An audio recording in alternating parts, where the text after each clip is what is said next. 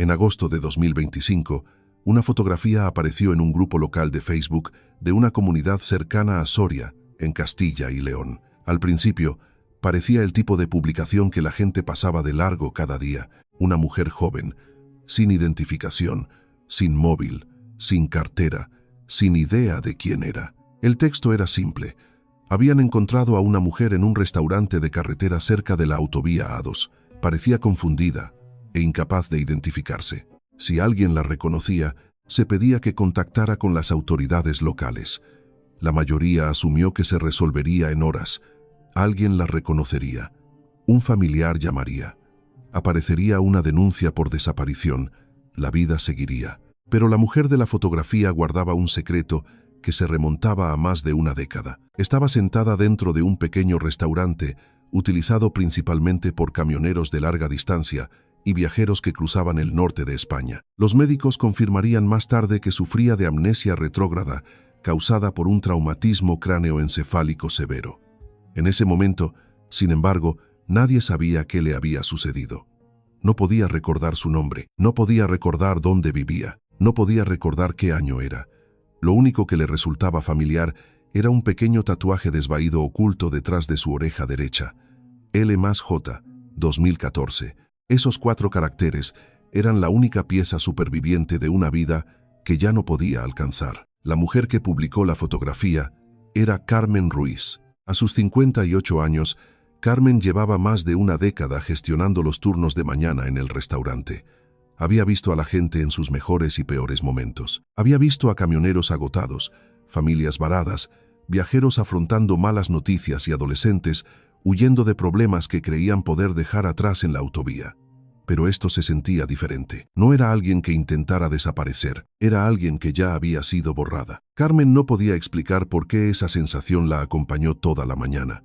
Solo sabía que la joven parecía completamente desconectada de sí misma, sin miedo, sin ira, sin una comprensión clara de por qué estaba allí, solo un extraño vacío. A las 9:00 de esa mañana, Carmen publicó la fotografía en Internet. Esperaba una respuesta local. En cambio, sin saberlo, reabrió uno de los casos de personas desaparecidas sin resolver más antiguos de Aragón. Más de 11 años antes, a cientos de kilómetros de distancia, en Zaragoza, Lucía Álvarez, de 16 años, vivía una vida completamente normal. Nada en Lucía sugería una tragedia. Asistía a un instituto público. Sus notas eran aceptables. Disfrutaba de las clases de literatura. Le costaba la química. Mantenía un pequeño círculo de amigos cercanos. Pasaba los fines de semana hablando de la universidad, del carné de conducir, de planes de futuro y de todo lo demás que ocupaba las mentes de los adolescentes españoles que intentaban imaginar la edad adulta. Su familia no era rica, pero estaban muy unidos. Su madre, Isabel Álvarez, tenía 2 trabajos para mantener el hogar. El dinero a menudo escaseaba. El tiempo era limitado. El estrés a veces llenaba los huecos entre responsabilidades. Aún así, había estabilidad, había rutina, había amor. Lucía entendía lo duro que trabajaba su madre. Isabel entendía que su hija estaba creciendo. Como muchas madres e hijas, discutían de vez en cuando, pero no había ningún conflicto importante en casa. Ninguna crisis, ningún plan secreto para marcharse, ninguna señal de que Lucía quisiera desaparecer. También había alguien importante en su vida, un chico llamado Javier Moreno. Para Lucía, Javier representaba la certeza y la intensidad del primer amor. Durante el verano de 2014, tomó una decisión que a los 16 años le pareció trascendental. Se hizo un pequeño tatuaje detrás de la oreja derecha, L+J, 2014, un recordatorio permanente de sentimientos que creía que durarían para siempre. Sus amigos lo sabían. Javier lo sabía. El tatuaje se convirtió en uno de esos pequeños detalles en los que los adolescentes rara vez vuelven a pensar. Años después, se convertiría en la clave que desvelaría un misterio imposible. La última semana de agosto de 2014 transcurrió como cualquier otra semana en la vida de Lucía. El instituto había empezado de nuevo, los deberes comenzaban a acumularse. La temporada de la liga estaba a punto de empezar. Los estudiantes llenaban las redes sociales con planes para los próximos fines de semana. Nada parecía inusual. Nada sugería que una cuenta atrás ya había comenzado. El 5 de septiembre de 2014, Lucía le dijo a su madre que pasaría la noche en casa de su amiga, Sofía García. Esa parte era cierta. Lo que Isabel no sabía era que los padres de Sofía estaban fuera de la ciudad. Se había organizado una pequeña reunión, no una fiesta peligrosa, no el tipo de evento que alarmaría inmediatamente a los padres. Solo una casa llena de adolescentes disfrutando de una rara noche sin supervisión de adultos. Música, comida, conversaciones, amigos moviéndose de una habitación a otra, el ambiente que todos describirían más tarde como normal. Lucía llegó durante la tarde. Varias personas recordaban haberla visto. Todos los relatos coincidían. Parecía relajada. Parecía feliz. Parecía completamente normal. En varios momentos de la noche, intercambió mensajes con Javier. Nada inusual apareció en esas conversaciones. Nada que sugiriera miedo. Nada que sugiriera problemas. Nada que sugiriera que su vida estaba a solo unas horas de cambiar para siempre. Poco después de la 1:00 de la madrugada del 6 de septiembre de 2014, Lucía salió por la puerta trasera de la casa. Varias personas recordaban haberla visto. Nadie le prestó mucha atención. Nadie consideró que el momento fuera importante. Los adolescentes salían fuera todo el tiempo. La gente se movía entre habitaciones y conversaciones durante toda la noche. Nadie esperaba que los siguientes minutos se convirtieran en el centro de un misterio de 11 años. Lucía Álvarez desapareció en la oscuridad más allá de esa puerta. Nunca volvió a la fiesta, nunca volvió a casa, y sin darse cuenta, todos los relacionados con su vida acababan de entrar en una historia que no terminaría hasta que una fotografía olvidada apareciera en Facebook más de una década después. A las 7:00 de la mañana del 6 de septiembre de 2014, Isabel Álvarez supo que algo iba mal. Lucía no había vuelto a casa. No había habido ningún mensaje explicando un cambio de planes, ninguna llamada perdida durante la noche, ningún SMS casual sobre quedarse hasta tarde. Isabel marcó el número de su hija más de una vez. Las llamadas no obtuvieron respuesta. Al principio, Isabel se dijo a sí misma lo que la mayoría de los padres se dicen en esas primeras horas. Los adolescentes pierden la noción del tiempo. Los móviles se quedan sin batería. Las fiestas de pijamas se convierten en desayunos matutinos.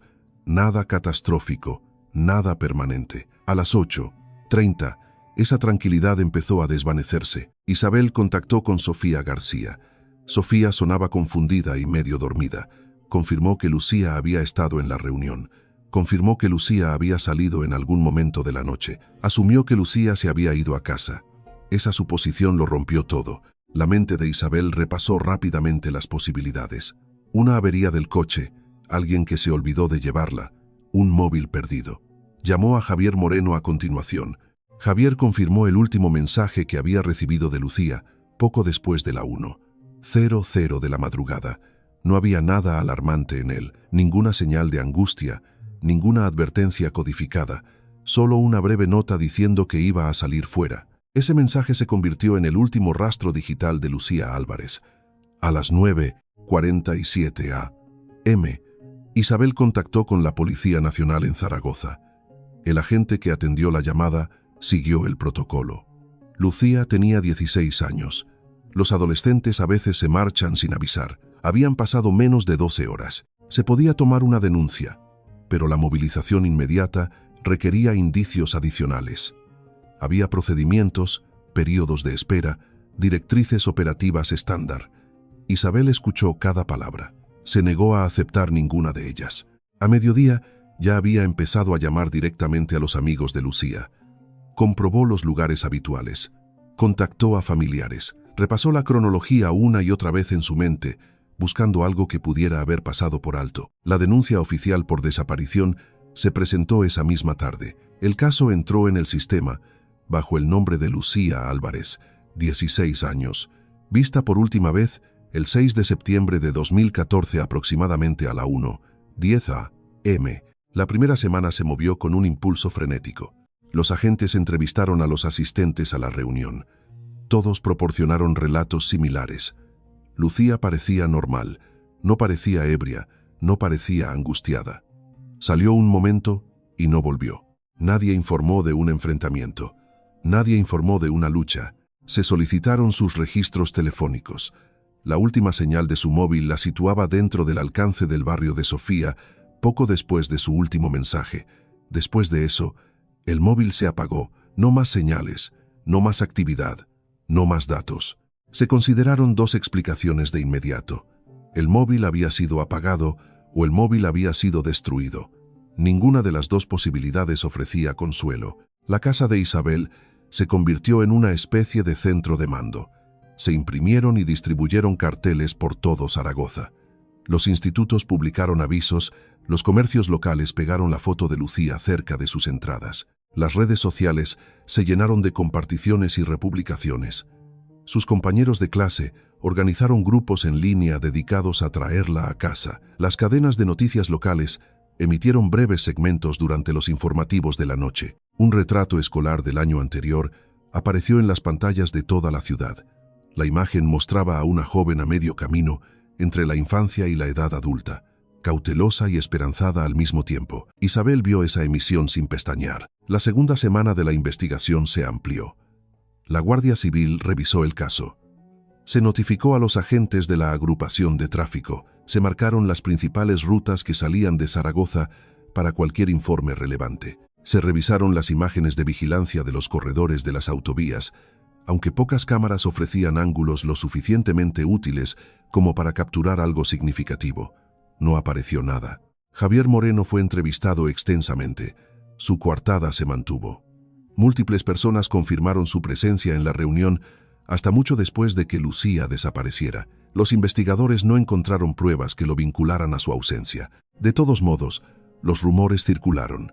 En los casos de desaparición de adolescentes, la especulación se propaga más rápido que los hechos. Algunos sugirieron que se había fugado, otros susurraban sobre discusiones secretas en casa. Comentarios anónimos en línea proponían teorías sin fundamento en pruebas. Isabel los rechazó todos. Conocía a su hija. Lucía tenía planes. Tenía libros de la biblioteca que devolver en el instituto. Había hablado de las clases para el carné de conducir. Había hablado de las solicitudes para la universidad. Había hablado de ahorrar dinero para el futuro. Ninguna de esas conversaciones sonaba como la de alguien que se preparaba para desaparecer. Para octubre de 2014, la urgencia comenzó a cambiar. Las investigaciones a menudo comienzan de forma ruidosa y visible. Coches patrulla, entrevistas, búsquedas comunitarias. Después de semanas sin avances, se vuelven más silenciosas. El expediente del caso permaneció abierto, pero se asignaron menos recursos diariamente. Había otras llamadas, otras emergencias, otras crisis que competían por la atención. Isabel sintió ese cambio de inmediato. Respondió intensificando sus propios esfuerzos. Creó un sitio web dedicado a la desaparición de Lucía. Contactó con organizaciones nacionales centradas en niños desaparecidos y explotados. Envió la información de Lucía a bases de datos nacionales. Aprendió terminología que nunca esperó conocer. Registros en el sistema PDRH, criterios de alerta, coordinación entre comunidades autónomas. Cada mañana comenzaba revisando correos electrónicos, cada noche terminaba escaneando pistas que no llevaban a ninguna parte. Los meses se convirtieron en un año. El aniversario del 6 de septiembre llegó como un peso que oprimía todo dentro de la casa. Mateo, que tenía 7 años cuando Lucía desapareció, comenzó a hacer otro tipo de preguntas. Preguntas sobre probabilidad, preguntas sobre seguridad, preguntas que a Isabel le costaba responder con sinceridad. El tiempo avanzaba, incluso cuando la esperanza se sentía suspendida. Pasó el segundo año, luego el tercero. El caso de Lucía entró en lo que los investigadores a veces llaman una fase fría. No oficialmente cerrado, no olvidado, pero ya no era urgente a los ojos del sistema. Isabel nunca se permitió esa distancia. Pagaba cuotas anuales para mantener ciertos registros activos. Actualizaba el sitio web con la misma fotografía. Respondía a extraños que la contactaban con historias similares. La ausencia se volvió permanente en la vida diaria, pero nunca se volvió normal. Lo que Isabel no sabía durante esos primeros meses era que Lucía no había elegido desaparecer. No se había alejado de su vida. La habían arrancado de ella. Esa verdad permaneció oculta mucho más allá de Zaragoza, transportada por autovías que cruzaban comunidades autónomas y se desvanecían en un sistema diseñado para operar sin visibilidad. En el otoño de 2014, mientras Isabel se paraba frente a las cámaras pidiendo ayuda, Lucía Álvarez ya se estaba moviendo más lejos de casa de lo que nadie podría imaginar. La investigación en ese punto no tenía pruebas de trata, ni testigos confirmados que situaran a Lucía más allá de su barrio, ni imágenes de vigilancia que mostraran un vehículo, solo silencio. Silencio de un móvil que nunca volvería a sonar. Silencio de una hija que había salido un momento y nunca regresó. Y el comienzo de un periodo de espera que se extendería 11 años hacia el futuro. A principios de 2015, el nombre de Lucía Álvarez se había asentado en la larga lista de adolescentes desaparecidos en España. Su caso permanecía técnicamente abierto. Existía dentro de las bases de datos nacionales. Tenía un número de expediente, una fotografía, fechas y marcas de tiempo, pero ya no conllevaba una urgencia diaria. Para Isabel Álvarez, la urgencia nunca se fue. El segundo año después de la desaparición de Lucía, remodeló el hogar de maneras que fueron tanto silenciosas como permanentes. El dormitorio permaneció intacto. Los trabajos del instituto se quedaron donde los había dejado. Un calendario de 2014 colgó más tiempo del debido. Isabel se negó a desmantelar la última versión de la vida ordinaria de su hija. Aprendió cómo funcionaba el sistema. Aprendió cuántos adolescentes desaparecidos eran categorizados como fugas voluntarias antes de que las pruebas sugirieran lo contrario. Aprendió lo rápido que se desvanecía la atención cuando no había signos inmediatos de violencia. Aprendió que los casos de personas desaparecidas a menudo dependían de la persistencia familiar para mantenerse visibles. Isabel contactó con grupos de apoyo en Aragón y comunidades vecinas. Habló con organizaciones sin ánimo de lucro, especializadas en la concienciación sobre la trata. Envió la información de Lucía a líneas de ayuda nacionales centradas en niños desaparecidos y explotados. Cada formulario requería los mismos detalles: altura, peso, color de ojos, última ropa conocida, marcas distintivas. Una de esas marcas distintivas se listó cuidadosamente. Pequeño tatuaje detrás de la oreja derecha, L+J, 2014. En ese momento, ese detalle se sentía como un doloroso recordatorio de una decisión adolescente. Más tarde, se convertiría en algo completamente diferente. Mateo creció junto a la investigación. Cumplió 8, luego 9, luego 10 años. Cada año escolar comenzaba con profesores que conocían la historia de su hermana. Algunos hablaban de ello con delicadeza, algunos lo evitaban. Los amigos hacían menos preguntas a medida que pasaba el tiempo.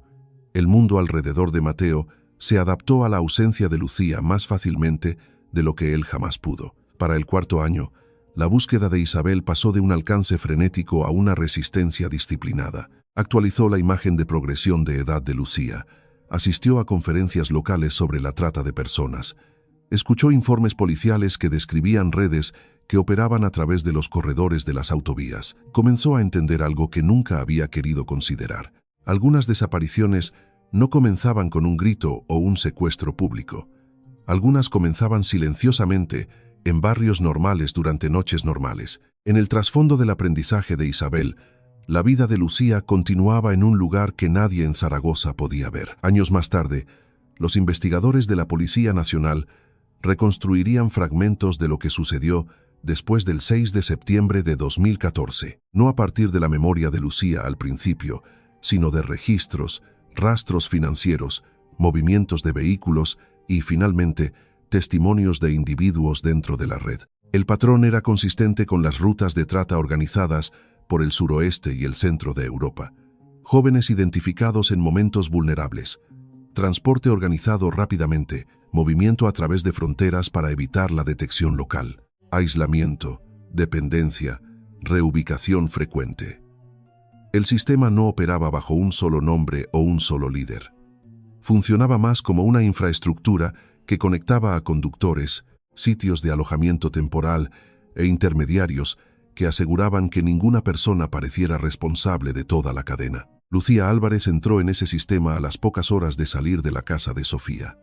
Los investigadores creerían más tarde que alguien relacionado con la reunión la había identificado como vulnerable. Si esa vulnerabilidad provino de la confianza emocional, la manipulación o algo introducido sin su conocimiento, permaneció sin aclarar incluso años después. Lo que quedó claro fue esto: no abandonó Zaragoza voluntariamente. Fue trasladada. Los primeros traslados ocurrieron rápidamente. Se quitaron los móviles, se despojaron las identidades, se reemplazaron los nombres. Para cuando la policía en Aragón amplió su radio de búsqueda más allá de la ciudad, Lucía ya no estaba en la comunidad. Su trayectoria siguió las principales rutas de autovías, la A2, la A68, carreteras que miles de españoles usaban a diario sin notar el comercio invisible que se movía a su lado. Cuanto más tiempo permanecía dentro de ese sistema, más distancia se formaba entre quién había sido y quién se le exigía ser. El proceso fue gradual. Ningún momento único borró su identidad. En cambio, la erosión ocurrió en incrementos. Los días se mezclaban, las ubicaciones cambiaban, las caras cambiaban, las expectativas cambiaban. La comunicación con el mundo exterior desapareció por completo. El sitio web de Isabel permaneció activo durante todo ese tiempo. Pasó el 5.º año, luego el 6.º, luego el 7.º. Isabel renovaba las cuotas de alojamiento, respondía a correos electrónicos que ofrecían condolencias, pero ninguna información. Guardaba los papeles del permiso de conducir de Lucía en una carpeta dentro del cajón de la cocina. Se negó a categorizar a su hija como fallecida. El interés público aumentaba brevemente en cada aniversario, luego retrocedía de nuevo. Dentro del sistema que retenía a Lucía, el tiempo funcionaba de manera diferente. Los cumpleaños llegaban sin reconocimiento. Los hitos ocurrían sin celebración. La joven de 16 años, que había creído en el amor de verano permanente, maduró en circunstancias que no ofrecían seguridad ni control. El tatuaje detrás de su oreja derecha permanecía pequeño, desvaído, pero aún legible. En una vida donde todo lo demás era temporal, esa tinta perduró. Para 2020, las conversaciones nacionales sobre la trata de personas se habían intensificado. Las agencias estatales ampliaron los grupos de trabajo. Las organizaciones sin ánimo de lucro aumentaron las campañas de concienciación. Sin embargo, las redes continuaron adaptándose. Cambiaron de ruta, cambiaron la logística, explotaron el anonimato de las autovías y las operaciones de transporte legítimas. El expediente de Lucía en Zaragoza permaneció abierto pero inactivo. Llegaban pistas ocasionales y se investigaban. Ninguna llevaba a nada sustancial. Las pistas se agotaron a medida que pasaban los años. Isabel se negó a dejar que el silencio definiera el resultado. Creía que si Lucía estaba viva, estaba en algún lugar de Europa. Creía que la ausencia de un cuerpo significaba la presencia de esperanza. Mateo terminó el bachillerato sin su hermana entre el público. Isabel asistió sola. Su dolor ya no estallaba a diario. Se instaló en algo más constante y complejo, una conciencia permanente de que en algún lugar, más allá de las fronteras, su hija existía en una versión de la realidad que no podía alcanzar. Para el 10º aniversario en 2024, la desaparición de Lucía Álvarez se había convertido en parte de la historia local de Zaragoza. Los nuevos agentes que entraban en el cuerpo aprendían sobre el caso a partir de archivos. Los inspectores más veteranos recordaban las primeras entrevistas. Nunca habían surgido avances. Lo que nadie sabía durante esos 10 años era que un solo evento impredecible podría deshacerlo todo. En el verano de 2025, un incidente a lo largo de la autovía A2 fracturaría la rutina de la red que había transportado a Lucía a través de múltiples países. Hasta ese momento, el sistema había operado con precisión. Hasta ese momento, Lucía había permanecido invisible. La erosión de su identidad no había sido completa, pero había sido implacable. Y sin embargo, incluso después de 11 años, un fragmento de quién fue alguna vez todavía existía, no en la memoria, no en la documentación, sino detrás de su oreja derecha, L+J 2014, una marca creada por una joven de 16 años que creía en la permanencia. Una marca que pronto se convertiría en el único puente entre una identidad perdida y la vida que nunca había dejado de esperarla. En el verano de 2025, el sistema que había operado sin interrupción durante más de una década cometió un error. Los detalles serían posteriormente disputados en un tribunal. Algunos lo describieron como un fallo mecánico. Otros sugirieron un error humano. Lo que los investigadores finalmente confirmarían fue más simple y consecuente. Algo salió mal durante un transporte a lo largo de la autovía A2 en el norte de España. Durante 11 años, Lucía Álvarez había sido trasladada a través de fronteras con precisión. Las rutas se calculaban, Las paradas eran breves. Los traslados estaban controlados. Los conductores operaban dentro de una estructura diseñada para evitar la detección. Las entregas se completaban sin testigos. Rara vez había desviaciones. Ese patrón se fracturó en algún momento durante la segunda semana de agosto de 2025. El hombre identificado más tarde como uno de los transportistas había sido parte de la red durante años. No era su arquitecto, no era un líder, era logística. Movía carga entre países. A veces esa carga incluía seres humanos cuyas identidades ya habían sido despojadas. Los investigadores revisarían más tarde su historial y determinarían que había completado múltiples rutas transfronterizas vinculadas a operaciones de trata. Había seguido los procedimientos, había mantenido el silencio. Nunca había llamado la atención hasta ese día. Lo que ocurriera en ese tramo de autovía terminó con Lucía ya no dentro de la cadena de control de movimiento. En lugar de llegar a un punto de transferencia designado, fue abandonada cerca de una salida en las afueras de Soria. No entregada, no transferida, abandonada. Para cuando un conductor que pasaba notó su presencia y alertó a las autoridades, Lucía ya sufría los efectos de un traumatismo cráneoencefálico severo. El impacto, ya fuera causado por un incidente dentro del vehículo o por lo que siguió después, había desencadenado una amnesia retrógrada. No sabía su nombre, no sabía su edad, no sabía el año, no sabía cuánto tiempo había estado en esa autovía. La única constante que quedaba era el tatuaje detrás de su oreja derecha, L+J 2014. Los servicios de emergencia la transportaron a un hospital en Soria. El personal médico confirmó una conmoción cerebral y documentó signos adicionales que sugerían traumas previos no tratados. Nada de eso proporcionó respuestas inmediatas sobre su identidad. Fue registrada como desconocida. Agentes de la Guardia Civil de Soria tomaron una declaración inicial. La declaración contenía casi nada útil. No podía identificar a familiares. No podía proporcionar una dirección de casa. No podía reconocer la provincia en la que se encontraba. Solo sabía que las letras detrás de su oreja le parecían importantes. En el restaurante de carretera cerca de la autovía, Carmen Ruiz seguía inquieta por el encuentro. Carmen había visto llegar a gente en apuros antes, pero algo en el vacío de la mujer se quedó con ella. No parecía temporal, parecía borrado. Ese sentimiento impulsó la publicación en Facebook. La imagen era clara. La iluminación fluorescente del restaurante iluminaba su rostro. El ángulo capturaba el tenue tatuaje detrás de su oreja derecha. En cuestión de horas, la publicación circuló más allá del norte de Castilla y León. Los miembros de la comunidad local la compartieron primero, luego los amigos de amigos, luego grupos adyacentes a través de las fronteras de la comunidad autónoma. Internet rara vez respeta las fronteras geográficas. A media tarde, la imagen había viajado hacia el este hasta Aragón. Mientras tanto, en el hospital, Lucía se sometió a una evaluación neurológica. Los médicos explicaron que la amnesia retrógrada a veces seguía a una lesión cerebral traumática. La pérdida de memoria podía ser temporal, parcial, durar días, meses o permanecer incompleta indefinidamente. Sin identificación, su caso seguía siendo local. Sin identificación, nadie la conectaba con un expediente de persona desaparecida de 11 años de antigüedad a cientos de kilómetros de distancia. De vuelta en Zaragoza, Isabel Álvarez estaba terminando un turno de trabajo cuando su móvil vibró con un mensaje de un conocido que todavía seguía grupos de personas desaparecidas en línea. El mensaje contenía un enlace. Isabel casi lo ignora. A lo largo de los años, había recibido docenas de pistas falsas. Mujeres que se parecían a las fotos de progresión de edad de Lucía, que creaban breves olas de esperanza.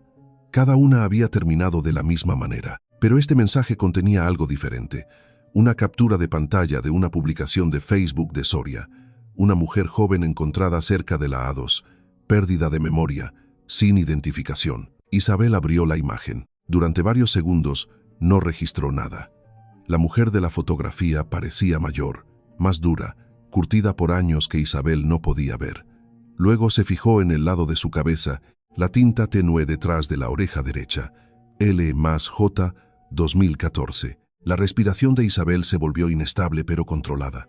No se permitió creer de inmediato. Había aprendido la cautela durante 11 años. En cambio, comenzó a verificar los detalles. Fecha encontrada, Agosto de 2025. Ubicación: cerca de la autovía A2. Edad aproximada: entre 25 y 30 años. Lucía tendría 27. Isabel contactó con la Policía Nacional en Zaragoza y mencionó la publicación de Facebook. La información fue remitida a través de los canales oficiales.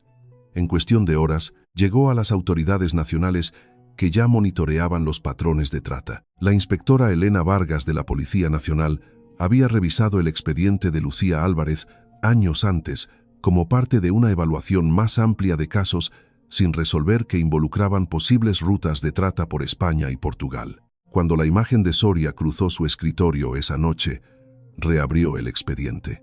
La descripción del tatuaje coincidía exactamente. Letras pequeñas detrás de la oreja derecha. L+J, 2014, registrado en las entrevistas de 2014 con los amigos de Lucía, registrado en la documentación inicial de la desaparición. Elena comparó la fotografía archivada del instituto con la nueva imagen de Soria. 11 años habían cambiado sutilmente la estructura facial, pero los rasgos clave coincidían. Las proyecciones de progresión de edad creadas por el Centro Nacional de Desaparecidos, CNDS, coincidían con la apariencia general. El corredor geográfico también coincidía. La autovía A2 conectaba Zaragoza y Soria directamente. Elena no permitió que el optimismo anulara el protocolo. Contactó con las autoridades de Soria y solicitó una comparación biométrica. Sería necesaria una muestra de ADN urgente. De vuelta en Soria, Lucía permanecía en observación. La trabajadora social del hospital le explicó que las autoridades estaban intentando determinar su identidad. Procesó la información sin reacción emocional. El pasado existía como un campo en blanco, pero las letras detrás de su oreja seguían pareciendo significativas. En Zaragoza, Isabel se preparó para una posibilidad que había imaginado durante más de una década. No certeza, posibilidad. 11 años de silencio le habían enseñado a esperar la decepción, pero por primera vez, desde 2014, el silencio se había roto. La cadena de invisibilidad que había llevado a Lucía a través de múltiples países se había roto en un solo tramo de autovía, y una fotografía tomada en un restaurante de carretera había comenzado a sacar la verdad a la luz. A última hora de la tarde, la fotografía había viajado más lejos de lo que nadie en Soria esperaba. Sofía García no había buscado a Lucía todos los días durante 11 años. La vida había avanzado de manera visible. Se había graduado de la universidad. Había construido una carrera como higienista dental. Se había mudado dentro de Zaragoza. Pero el 6 de septiembre nunca se había convertido en una fecha ordinaria para ella. Permanecía fijada en la memoria, como la noche en que todo cambió. Había visto a Lucía salir. Había asumido que volvería. Esa suposición había vivido con ella durante más de una década. Cuando Sofía encontró la imagen circulando en línea en agosto de 2025, casi la descarta. La mujer en la foto parecía mayor. El tiempo había cambiado el rostro. Las dificultades habían alterado la expresión, pero el detalle detrás de la oreja derecha la detuvo. L+J, 2014. Sofía no necesitó la confirmación de nadie más. Recordaba la tarde de verano en que Lucía les había mostrado el tatuaje a su pequeño grupo de amigos. Había sido un gesto audaz, mitad romántico, mitad impulsivo. Se habían burlado de ella por la permanencia. Ella lo había defendido con convicción. Las letras en la imagen de Facebook coincidían exactamente en forma y ubicación. Sofía contactó con la línea directa del Centro Nacional de Desaparecidos. Hizo referencia al número de expediente del caso de Lucía Álvarez. Adjuntó la captura de pantalla. Describió el tatuaje y el año en que se había hecho. Su voz se mantuvo firme. El peso detrás de ella no. El informe fue remitido a la unidad de la Policía Nacional responsable de las investigaciones de trata transfronteriza. La inspectora Elena Vargas recibió la actualización antes de la medianoche. Ya había revisado la imagen de Soria esa misma tarde. La llamada de Sofía añadió algo crucial: la confirmación directa de alguien que había visto el tatuaje en 2014. No especulación, no parecido, reconocimiento específico. Elena reabrió completamente el expediente de Lucía Álvarez, desaparecida desde el 6 de septiembre de 2014. Última ubicación conocida: Zaragoza. Marca distintiva: Pequeño tatuaje detrás de la oreja derecha. L+J, 2014. El registro de 2014 incluía entrevistas realizadas durante la primera semana de la investigación. La declaración de Sofía de esa época mencionaba el tatuaje específicamente. También lo hacía la de Javier Moreno. El detalle se había introducido en la base de datos nacional, pero con los años había permanecido como un descriptor más en una larga lista de identificadores. Ahora era el único puente concreto entre una adolescente desaparecida y una desconocida hospitalizada en Soria. Elena solicitó la autorización para una comparación de ADN urgente. Coordinó con la Guardia Civil de Soria para asegurar que se recogiera una muestra correctamente y se transfiriera bajo protocolo de cadena de custodia. Alertó a sus superiores de que el caso podría implicar trata de personas dado el patrón geográfico que emergía a lo largo de la A2. Mientras tanto, Lucía permanecía bajo cuidado hospitalario sin ser consciente de la maquinaria que se movía a su alrededor. Solo entendía fragmentos. Sabía que los profesionales médicos estaban tratando de determinar quién era. Sabía que la policía había tomado sus huellas dactilares. Sabía que su memoria permanecía inaccesible. Las letras detrás de su oreja le parecían significativas pero sin sentido al mismo tiempo. L+J, 2014. No recordaba habérselas hecho. No recordaba por qué existían, pero sabía que le pertenecían. En Zaragoza, Isabel Álvarez habló directamente con las autoridades nacionales por primera vez en años. El tono de la conversación difería de las actualizaciones anteriores que había recibido. Esta vez había cautela, pero también impulso. Isabel proporcionó una muestra de ADN voluntaria de inmediato. Los registros de la familia Álvarez ya estaban archivados en relación con el caso de 2014. Aún así, la confirmación requería una verificación actual. Mateo escuchó en silencio durante la llamada. Tenía 7 años cuando su hermana desapareció. Ahora tenía 18. Edad suficiente para entender la probabilidad. Edad suficiente para reconocer lo frágil que podía ser la esperanza. Pero también entendía algo más. El detalle del tatuaje nunca se había publicitado ampliamente más allá de los registros iniciales de la investigación. No era un diseño común. Era específico. Isabel revisó la imagen de nuevo esa noche. La mujer de la fotografía no se parecía a la joven de 16 años que se había ido a casa de Sofía. 11 años la habían remodelado, pero Isabel no se centró solo en el parecido. Se centró en la posibilidad. La cronología encajaba. Lucía tendría 27 años en 2025. El corredor geográfico encajaba. La autovía A2 conectaba Zaragoza con Soria directamente. El tatuaje encajaba exactamente. Isabel se permitió un pensamiento controlado. Si esta era su hija, entonces Lucía había sobrevivido. En Soria, la inspectora Vargas llegó en persona a la mañana siguiente. Revisó la documentación médica. Confirmó el diagnóstico de conmoción cerebral. Confirmó la evaluación de amnesia retrógrada. Confirmó que no se había encontrado ninguna identificación entre las pertenencias de Lucía. Vargas solicitó una reunión privada con la mujer no identificada.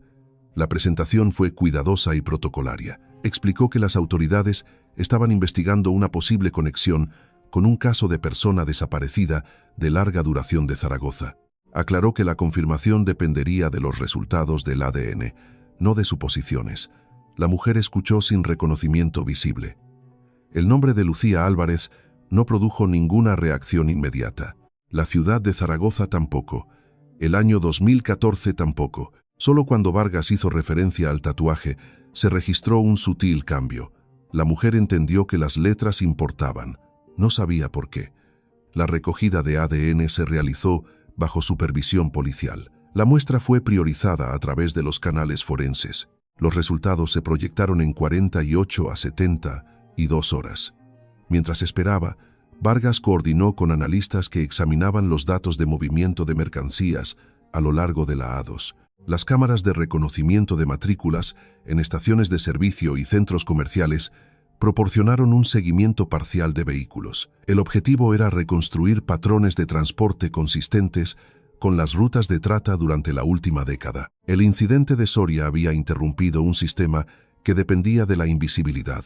Esa interrupción creó vulnerabilidad. Si la mujer no identificada era Lucía Álvarez, entonces una red había operado sin ser detectada durante 11 años. Y si un conductor la había dejado cerca de Soria, algo dentro de esa red había fallado. Isabel y Mateo se prepararon para viajar a Soria. Entendían la posibilidad de la decepción, pero también entendían que había ocurrido algo sin precedentes. Durante 11 años había habido silencio, ahora había pruebas, ahora había movimiento, ahora había una mujer en un hospital cuya vida se había cruzado con la de ellos en una noche específica de septiembre de 2014. Isabel no se permitió la certeza, pero por primera vez en más de una década ya no se sentía sola en la espera. El sistema que había borrado a Lucía Álvarez estaba empezando a exponerse, y el más mínimo detalle, un tatuaje desvaído detrás de la oreja derecha, se había convertido en el hilo que tiraba de toda la estructura hacia la luz. A primera hora de la mañana, la investigación había superado la especulación.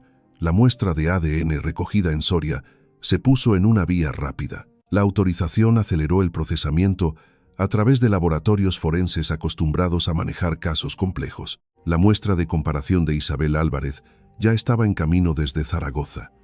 Mientras los analistas de laboratorio trabajaban a contrarreloj, la inspectora Elena Vargas amplió el alcance. En el momento en que el caso involucró una posible trata de personas, la jurisdicción se expandió. Se notificó a la Unidad Central de la Policía Nacional contra la trata de seres humanos. La coordinación se extendió a las oficinas de toda España. La posibilidad de que Lucía Álvarez hubiera sido transportada repetidamente a lo largo de la A2 convirtió el caso de una persona desaparecida en una investigación criminal a nivel nacional. En el hospital, la mujer no identificada permanecía ajena al cambio operativo que se desarrollaba a su alrededor. Las evaluaciones médicas continuaron. El diagnóstico de conmoción cerebral era claro. Las imágenes confirmaron un traumatismo compatible con un impacto reciente. También había signos que sugerían lesiones previas que no habían sido tratadas en sistemas de salud tradicionales. Ese detalle por sí solo planteaba serias preguntas. Todavía no podía recordar su nombre, todavía no podía reconocer Zaragoza, todavía no podía atribuirle un significado a 2014, pero algo dentro de ella respondió cuando las autoridades mencionaron que alguien podría estar buscándola. Procesó la información con cuidado, como si evaluara si era seguro creerlo. En Zaragoza, Isabel y Mateo se prepararon para el viaje de casi 2 horas a Soria. Isabel no se permitió ensayar un reencuentro. 11 años le habían enseñado disciplina. Se centró en la logística, los documentos de identificación, los números de contacto, las referencias del expediente. Todo permaneció protocolario. Mateo entendía que el viaje podría terminar en confirmación o en un colapso, pero ninguno de los dos dudó. Salieron de Zaragoza antes del amanecer. Mientras viajaban hacia el oeste por la autovía A2, el mismo corredor que los investigadores ahora creían que había transportado a Lucía repetidamente, los analistas comenzaron a revisar los datos de transporte de mercancías vinculados a la fecha del incidente. Los sistemas de reconocimiento de matrículas en áreas de servicio proporcionaron patrones de movimiento parciales para camiones y transportistas de larga distancia que operaban en la zona durante las 48 horas anteriores. Un vehículo apareció repetidamente en franjas horarias que coincidían con la ventana estimada del abandono de Lucía. La matrícula se rastreó hasta una pequeña empresa de logística en el extranjero. La empresa en sí no levantó sospechas inmediatas. Sus operaciones incluían rutas de transporte legítimas por toda Europa, pero una revisión más profunda indicó irregularidades en la consistencia de las rutas durante los últimos 7 años. Ciertos viajes carecían de facturas comerciales correspondientes. Ciertas paradas no coincidían con los destinos de entrega declarados. Empezaron a formarse patrones. Mientras tanto, el análisis de ADN progresaba. 41 horas después de la recogida, llegaron los resultados preliminares. La mujer no identificada en Soria compartía una coincidencia biológica con Isabel Álvarez, con una probabilidad estadística que superaba el 99%. La confirmación se formalizó poco después. La desconocida era Lucía Álvarez, viva, de 27 años, encontrada en agosto de 2025 en Soria, desaparecida desde el 6 de septiembre de 2014. La inspectora Vargas hizo la llamada directamente al móvil de Isabel mientras el coche cruzaba la frontera provincial. Isabel escuchó sin interrumpir. La confirmación no borró 11 años de miedo, no llenó el espacio vacío que esos años habían creado, pero alteró la narrativa permanentemente. Lucía ya no era un caso sin resolver, era una víctima viva de un delito activo. Cuando Isabel y Mateo llegaron al hospital, las autoridades ya les habían informado sobre qué esperar. La pérdida de memoria de Lucía seguía siendo significativa. El reconocimiento era incierto, la reacción emocional era impredecible. Isabel entendía que el reencuentro no garantizaba la restauración. Se había preparado para la posibilidad de que su hija no la reconociera en absoluto. Dentro de la habitación del hospital, a Lucía le habían informado de que sus familiares estaban en camino. Aceptó la información en silencio. No encendió el reconocimiento, no desencadenó la memoria, pero algo en la palabra familia perduró. Cuando Isabel entró en la habitación, el momento no se pareció a los reencuentros dramáticos que a menudo se muestran en los medios. No hubo un recuerdo repentino, ni una restauración inmediata de la identidad. Lucía miró a la mujer que tenía delante sin reconocerla. Isabel no forzó la presentación, no se apresuró a dar explicaciones. En cambio, trajo algo más antiguo que la memoria. Una melodía, una simple secuencia de notas que había existido en su hogar mucho antes de la adolescencia, mucho antes del instituto, mucho antes de 2014. Era una nana que Isabel había usado cuando Lucía era un bebé. No una canción encontrada en grabaciones, no una melodía documentada en ninguna parte, solo un patrón familiar transmitido sin origen formal. Lucía no recordaba su infancia, no recordaba el dormitorio en Zaragoza, no recordaba la noche en que desapareció. Pero cuando Isabel llevó esa melodía a la habitación, algo dentro de Lucía cambió. El reconocimiento no afloró en palabras, afloró en la continuación. 3 notas completaron un patrón que solo 2 personas en la habitación habían conocido. El momento no lo desbloqueó todo, pero rompió algo. Isabel entendió que la identidad a veces vive por debajo de la memoria consciente. Las horas siguientes se desarrollaron en etapas medidas. Mateo se presentó con cuidado. Describió experiencias compartidas de la infancia sin abrumarla. Lucía escuchaba como si ensamblara fragmentos de la vida de otra persona. La confirmación del ADN dio a la policía la autoridad para expandir la investigación por completo. El camión identificado a través de los datos de matrículas se convirtió en un objetivo prioritario. La revisión de la vigilancia en varios países reconstruyó un mapa de movimiento parcial que abarcaba varios años.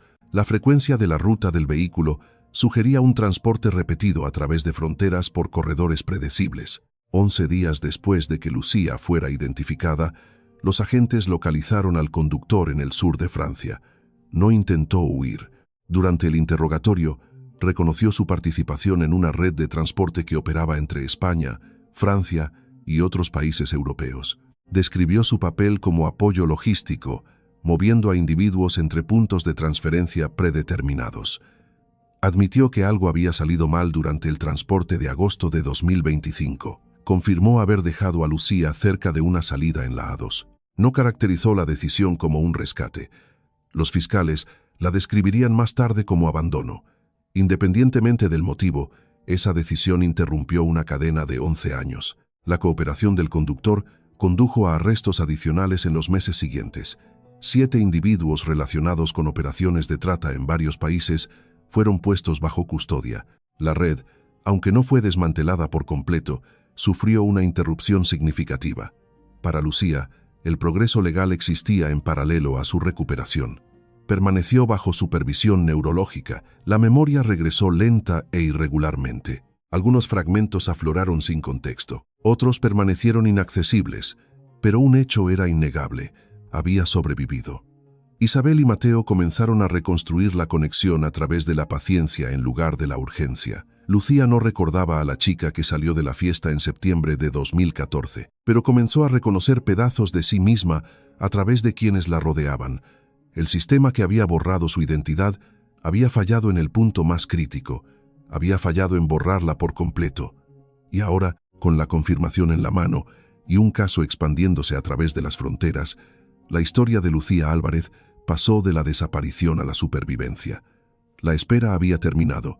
El ajuste de cuentas había comenzado. El hospital confirmó la identidad de Lucía Álvarez un miércoles por la mañana de agosto de 2025. La coincidencia de ADN no dejó lugar a dudas. 11 años después de su desaparición, el expediente de persona desaparecida de Zaragoza pasó oficialmente a ser un caso de recuperación. El anuncio no llegó con celebración, llegó con precisión. Las autoridades emitieron un breve comunicado, confirmando que una mujer localizada en Soria había sido identificada como Lucía Álvarez, desaparecida desde el 6 de septiembre de 2014. El comunicado enfatizaba la investigación en curso sobre trata de personas, evitaba detalles, evitaba especulaciones. Por toda España y más allá, la historia se difundió rápidamente. Antiguos compañeros de clase vieron su nombre en titulares que no esperaban volver a leer. Miembros de la comunidad que habían compartido carteles en 2014 reconocieron la fotografía junto al anuncio. Grupos de apoyo hicieron referencia al caso como prueba de que los niños desaparecidos aún podían ser encontrados años después. Para Isabel Álvarez, nada de la atención pública importaba tanto como un solo hecho. Su hija estaba viva. Los días siguientes a la confirmación se desarrollaron con cuidado. El equipo médico de Lucía se centró en la estabilización y la recuperación neurológica. Explicaron que la restauración de la memoria, después de un trauma prolongado, rara vez seguía un camino recto. Habría lagunas, habría inconsistencias. Algunos recuerdos podrían no volver nunca por completo. Otros podrían aflorar inesperadamente. Lucía procesó la información con tranquila concentración. Entendía las palabras.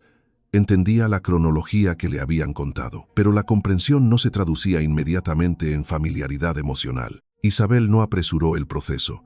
Trajo fotografías de una en una foto del instituto, una instantánea de un cumpleaños anterior a 2014, una imagen espontánea de Lucía y Mateo en su patio. Cada imagen se presentaba sin presión. Isabel las describía simplemente, ofreciendo contexto, pero no detalles abrumadores.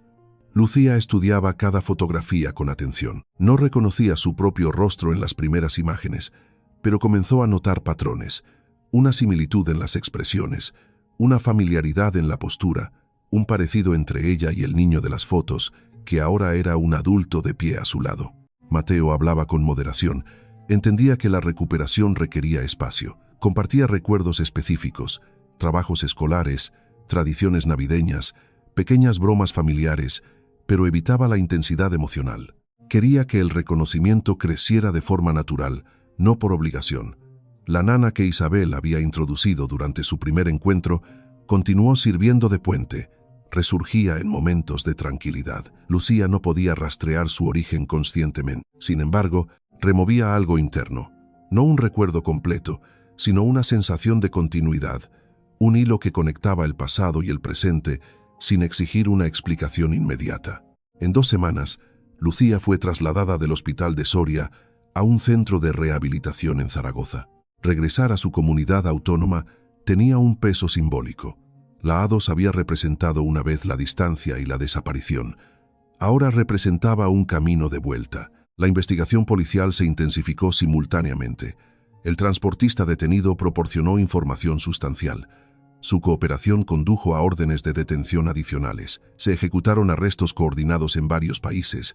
7 individuos fueron puestos bajo custodia durante los siguientes 18 meses. Los expedientes judiciales describían una red que había explotado la infraestructura de transporte para mover víctimas silenciosamente a través de las fronteras. Los expedientes detallaban puntos de transferencia, comunicaciones codificadas y sistemas de pago disfrazados dentro de transacciones de transporte legítimas. La supervivencia de Lucía se convirtió en un elemento central en la narrativa de la Fiscalía. Su abandono cerca de Soria, originalmente percibido como un simple incidente, se convirtió en la interrupción que expuso el sistema. Para Lucía, los desarrollos legales existían como información de fondo. Su principal desafío seguía siendo la reconstrucción personal. Para la 3ª semana en rehabilitación, fragmentos de memoria comenzaron a regresar en secuencias impredecibles. Un pasillo del instituto, el olor de la comida de su madre, el ritmo de una canción en particular sonando en la radio de un coche. Estos fragmentos no llegaban en orden cronológico, afloraban como piezas dispersas de una historia que estaba volviendo a aprender. Sus terapeutas se especializaban en cuidados informados por el trauma. Evitaban forzar el recuerdo, se centraban en cambio en reconstruir la estabilidad.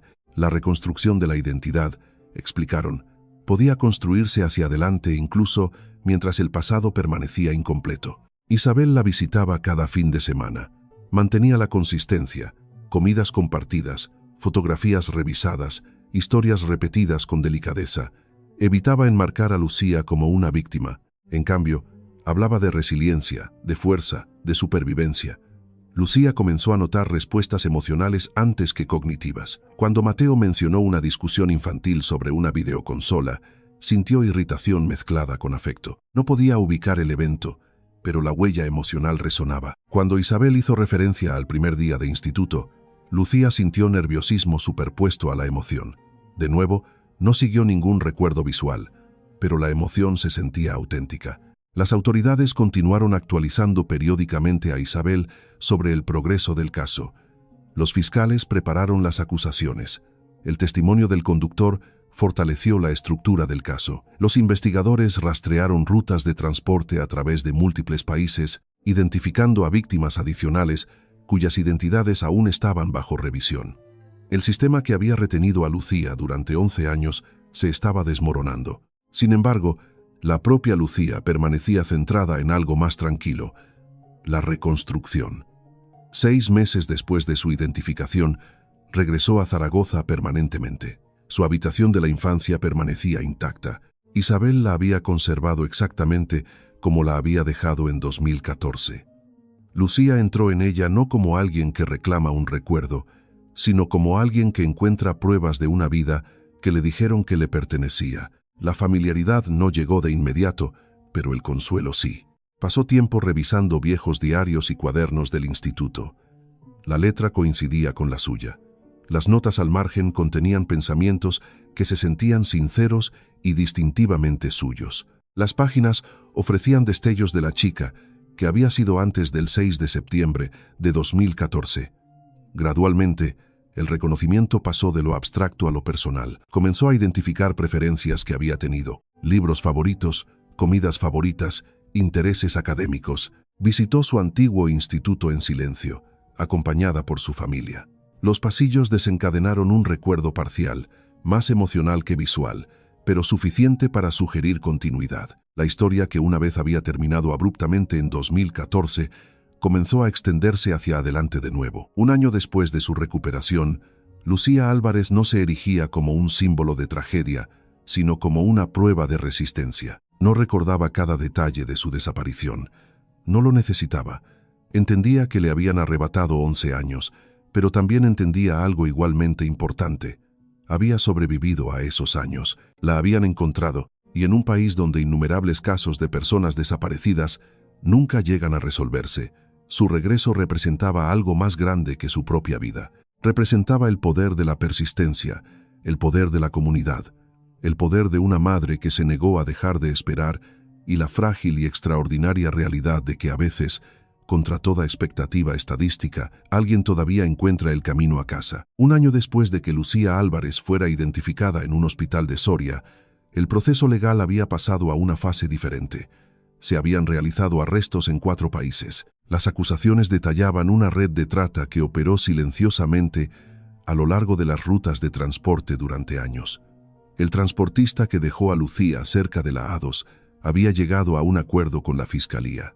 Su testimonio había ayudado a los investigadores a identificar centros de transferencia, intermediarios financieros y víctimas adicionales cuyos nombres aún se estaban confirmando. Los procesos judiciales estaban en curso. Las fechas de los juicios se programaron con meses de diferencia. El lenguaje legal llenaba documentos que finalmente se convertirían en parte del registro público. Para muchas familias, esos registros ofrecerían una claridad que nunca antes había llegado. Para Lucía, la justicia existía como algo externo. Su recuperación era interna. Los primeros meses de vuelta en Zaragoza se habían estructurado en torno a la terapia, las citas médicas y la reintegración gradual en la vida diaria. La memoria no regresó de golpe. Llegó en fragmentos, a veces desencadenados por fotografías, a veces por la rutina, a veces sin previo aviso. Una fiesta de cumpleaños en el patio afloró en pedazos. La voz de un profesor específico surgió. El primer día que conoció a Javier Moreno, apareció brevemente en sus pensamientos antes de disolverse de nuevo. Algunos recuerdos permanecieron fuera de su alcance por completo, particularmente los que rodeaban la noche del 6 de septiembre de 2014. Sus terapeutas explicaron que la memoria traumática puede codificarse de manera diferente. El cerebro se protege sellando ciertos eventos detrás de capas que quizás nunca se abran por completo. Lucía aceptó esa explicación. Entendió que conocer cada detalle no era lo mismo que sanar. Isabel se ajustó al ritmo de su hija.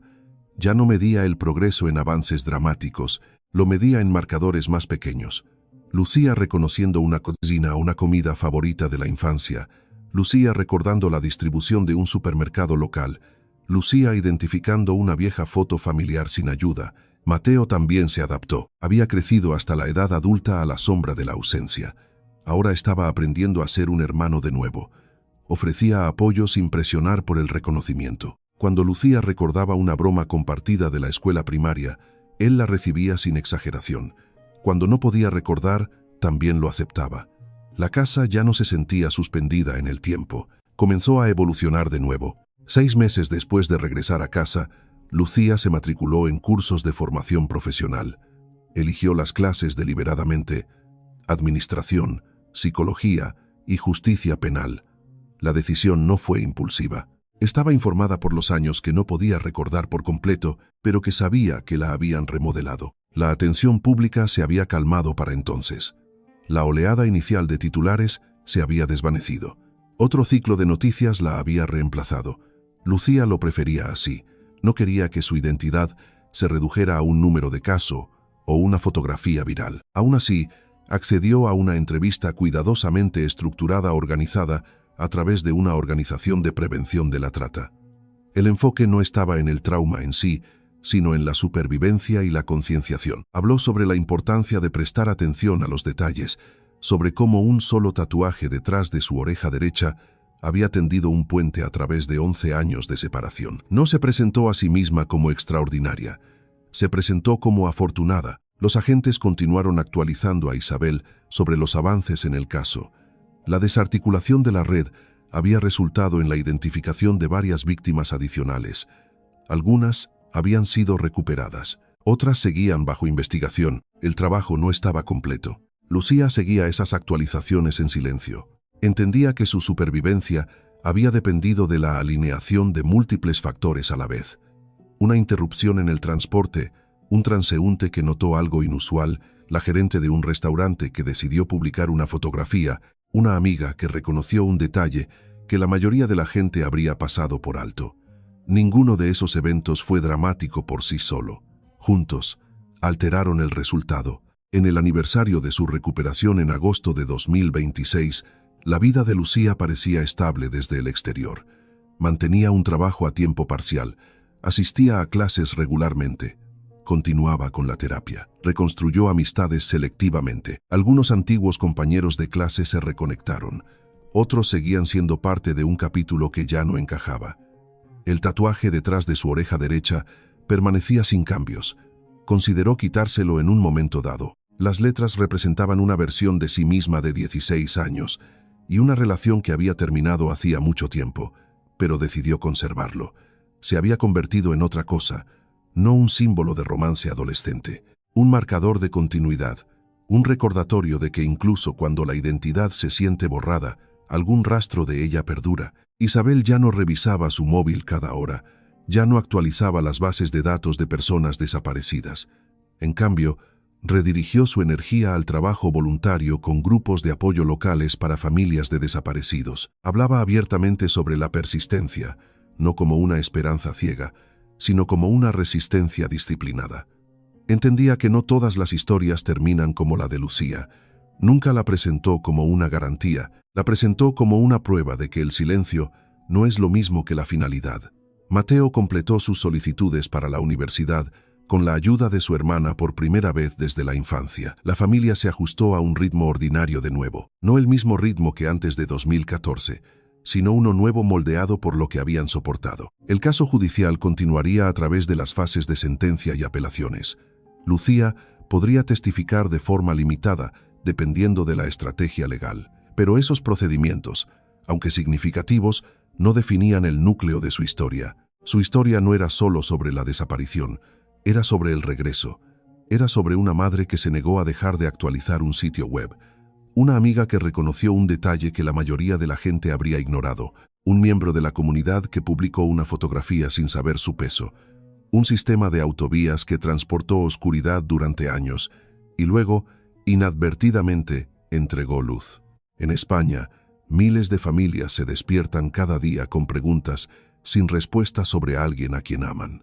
Las estadísticas a menudo reducen esas vidas a números. Los expedientes de casos los clasifican por edad, fecha y ubicación. La cobertura de noticias se desvanece rápidamente. La historia de Lucía le recuerda a la gente que detrás de cada entrada en una base de datos hay una familia que no ha dejado de contar los días. Le recuerda a la gente que los sistemas construidos sobre la invisibilidad pueden fracturarse. Le recuerda a la gente que la atención importa.